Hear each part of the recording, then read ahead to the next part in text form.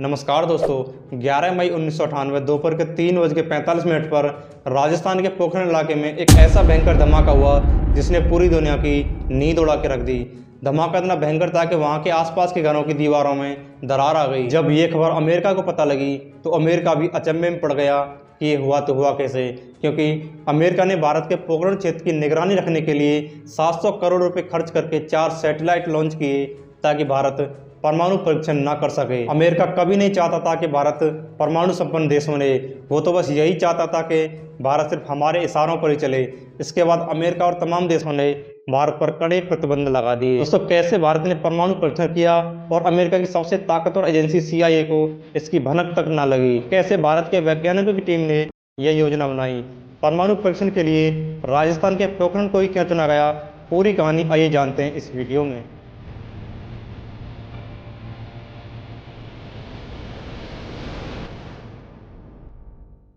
दोस्तों, द्वितीय विश्व युद्ध में अमेरिका ने जापान पर परमाणु बम गिराकर युद्ध तो खत्म कर दिया, लेकिन पूरी दुनिया में परमाणु बम की चर्चा जोरों शोरों से होने लगी। भारत पर भी परमाणु परीक्षण का दबाव बनता जा रहा था, क्योंकि भारत को भी पूरी दुनिया में अपना वर्चस्व दिखाना था। इन्हीं सब कारणों के चलते उस समय नहीं भारत की प्रधानमंत्री श्रीमती इंदिरा गांधी ने परमाणु परीक्षण को हरी झंडी दे दी। अब वैज्ञानिकों को एक ऐसी जगह तलाश करनी थी जहां पर यह परमाणु परीक्षण किया जा सके।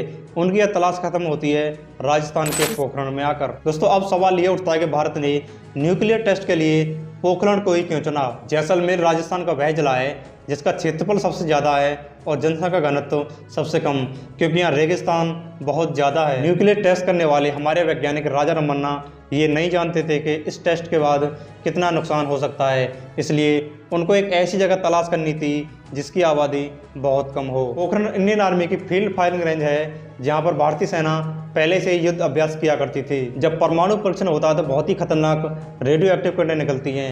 यह किरणें हवा ही नहीं, पानी के सहारे भी फैल सकती थी। इसलिए वैज्ञानिक परमाणु परीक्षण ऐसी जगह करना चाहते थे जहाँ की जमीन में पानी ना हो, जिसके लिए पोखरण की जमीन सबसे बेस्ट थी। 18 मई 1974 को भारत ने स्माइलिंग बुद्धा के नाम से अपना परमाणु परीक्षण किया, लेकिन परीक्षण सफल नहीं हो पाया। ऊपर से दुनिया में यह खबर फैल गई कि भारत ने परमाणु परीक्षण किया है। इसके बाद अमेरिका ने भारत पर कड़े प्रतिबंध लगा दिए और उसने भारत को धमकाया कि अगर उसने फिर से परमाणु परीक्षण करने की कोशिश की तो अंजाम अच्छा नहीं होगा। इसके बाद अमेरिका ने लगभग 700 करोड़ रुपए खर्च करके पोखरण क्षेत्र की निगरानी के लिए 4 सैटेलाइट लॉन्च कर दिए। पोखरण में दूर दूर तक खाली जगह होने के कारण अमेरिका का पोखरण की निगरानी करना बहुत आसान था। अमेरिका के कड़े प्रतिबंधों की वजह से भारत में कई बार सरकारें आईं और गईं, लेकिन लाख कोशिशों के बाद भी भारत परमाणु परीक्षण नहीं कर पाया। सन 1998 में अटल बिहारी वाजपेयी प्रधानमंत्री बनते हैं। उन्होंने चुनाव से पहले यह घोषणा कर दी थी कि प्रधानमंत्री बनते ही वह परमाणु परीक्षण करवाएंगे। संसद में विश्वास मत पाकर अटल बिहारी वाजपेयी ने परमाणु परीक्षण को हरी झंडी दे दी। दोस्तों, पिछली बार की गलतियों की वजह से इस मिशन को गुप्त रखा गया था, क्योंकि अमेरिका के सैटेलाइट लगातार पोखरण पर नजर रखे हुए थे। इसके बाद प्रधानमंत्री अटल बिहारी वाजपेयी ने डॉक्टर APJ अब्दुल कलाम को बुलाया और उनसे कहा, आपको जिस भी संसाधन की जरूरत पड़ती है उसको हम देंगे, आपको पूरी छूट दी जाती है, कुछ भी करो, बस आपको किसी भी तरह इस परीक्षण को सफल बनाना है। यहाँ तक कि PMO को भी आदेश दे दिया गया कि डॉक्टर APJ अब्दुल कलाम जो भी कहें उनके आदेश का पालन तुरंत होना चाहिए। दोस्तों, परमाणु परीक्षण के लिए एक चीज़ की और ज़रूरत थी, वह था यूरेनियम, जो सबसे खास था, जिसके बिना यह परीक्षण सफल ही नहीं हो पाता। इसके लिए भारत सरकार ने एक प्लान बनाया और अमेरिका से बिजली बनाने के बहाने यूरेनियम मंगाया। अब यूरेनियम तो आ गया, पर वैज्ञानिकों के लिए एक सबसे बड़ी समस्या यह थी कि जब भी परमाणु परीक्षण किया जाएगा तो उससे निकलने वाली रेडियो एक्टिव किरणें अल्फा बीटा गामा में से गामा किरणें अगर हवा में मिल गई तो भीषण तबाही ला सकती हैं। इसके लिए वैज्ञानिकों ने एक रास्ता निकाला, प्याज का। दोस्तों, प्याज गामा किरणों का एक अच्छा शोषक है। इस कारण इंडियन आर्मी ने परीक्षण से बहुत पहले ही प्याज की खरीदारी चालू कर दी थी। शक ना हो इसलिए प्याज को एक साथ ना लाकर थोड़ी थोड़ी मात्रा में परीक्षण स्थल तक पहुंचाया गया था। परमाणु शोध के अधिकतर वैज्ञानिकों को 20 अप्रैल 1998 तक भारत के परमाणु विस्फोट करने के फैसले के बारे में बता दिया गया था। ये लोग अपने छोटे छोटे समूह में पोखरण के लिए जाने लगे। उन्होंने अपने अपने घर बताया कि वह लोग किसी जरूरी काम से बाहर जा रहे हैं, जहाँ पर अगले 20 दिनों तक फोन से भी संपर्क नहीं किया जा सकता है। मिशन को गुप्त रखने के लिए सभी वैज्ञानिक अपने अपने नाम बदलकर यात्रा कर रहे थे और सीधे पोखरण जाने के बजाय काफ़ी घूम घूम कर पोखरण पहुंच रहे थे। जैसे ही वैज्ञानिक पोखरण पहुंचे, उनको सेना की वर्दी दे दी गई थी, जिससे लगे कि वहां पर कोई सेना का रेगुलर मूवमेंट हो रहा है। वैज्ञानिकों की पूरी टीम में लगभग 100 वैज्ञानिक शामिल थे। मदद करने वाले स्टाफ को जानबूझकर कम रखा गया था, जिससे वहां पर वैज्ञानिकों की टीम में वरिष्ठ वैज्ञानिक भी स्क्रू और तार ठीक कर रहे थे। पोखरण का पूरा इलाका आर्मी की टेस्टिंग रेंज था, जहां पर काफी जवान मौजूद रहते थे। अमेरिका को चकमा देने के लिए जवानों ने यहाँ एक स्टेडियम बनाया और टूर्नामेंट चालू कर दिया। जब आधे जवान बम बनाने का काम करते तो आधे जवान टूर्नामेंट खेलते। दरअसल ये टूर्नामेंट इनके प्लान का एक हिस्सा था। अमेरिका की सैटेलाइट लगातार पोखरण पर नजर रखे हुए थी, इसलिए आर्मी, इंजीनियर और वैज्ञानिकों ने खुफिया तरीके से काम करना शुरू किया। वैज्ञानिक ज़्यादातर काम रात में किया करते थे या जब आंधी आती, ताकि अमेरिका की सैटेलाइट की नज़र में ना आ सकें। पोखरण में वैज्ञानिक जो भी गड्ढे खोदते, उससे निकलने वाले रेत से रेत के नए टापू बनाते, क्योंकि पोखरण क्षेत्र में आंधी बहुत आती थी, जिससे नए टापू बनते और बिगड़ते रहते थे। बम विस्फोटों को हरी झंडी मिलने के बाद मुंबई से 6 प्लूटोनियम बमों को बड़ी सावधानी से बिना किसी स्टाफ या अधिकारी को बताए उनको पोखरण लाया गया। ऐसे ही परीक्षण का समय पास आता जा रहा था। अमेरिका ने शक होने के कारण अपने सैटेलाइट का समय, जो पहले 1 घंटे के अंतर पर था, उसको लास्ट में आते आते 20 मिनट कर दिया था। इस 20 मिनट में ही वैज्ञानिकों को काम करना था।